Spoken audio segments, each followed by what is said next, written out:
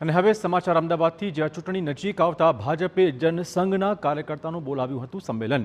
વર્ષો જૂના અને જનસંઘથી જોડાયેલા નેતાઓ થશે એકઠા। 400 પારના લક્ષ્યાંકને પહોંચી વળવા ભાજપે કવાયત આરંભી છે। પૂર્વ સાંસદો, વર્તમાન સાંસદો અને ઉમેદવારો રહેશે હાજર। એક સમય હતો જ્યારે જનસંઘથી શરૂ થઈને કેટલાક લોકો ભારતીય જનતા પાર્ટી સાથે બાદમાં જોડાયા અને ત્યારથી લઈને અત્યાર સુધીની એ સફર અને તેને જ લઈને વિશેષ જનસંવાદ કાર્યક્રમ ભૂષણભાઈ ભટ્ટ આપણી સાથે હાજર છે, તેમની સાથે વાત કરીશું। ભૂષણભાઈ, એ સમય અને આજનો સમય કેટલો પરિવર્તન અને આજનો જે વિશેષ કાર્યક્રમ છે, શું કહેશો? ખૂબ આનંદની વાત અને ખૂબ આનંદનો વિષય। રાજનીતિની અંદર રાજનૈતિક પાર્ટી તરીકે ભારતીય જનસંઘ ની સ્થાપના આખા દેશની અંદર થઈ।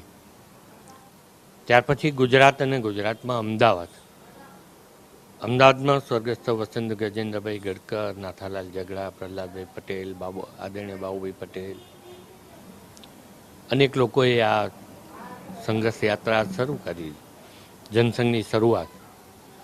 આજના આ કાર્યક્રમને યાદ એટલા માટે કરીએ કે 1970માં જનસંઘ શરૂ થયા ત્યારે 2-3-4 કોર્પોરેટર હતા।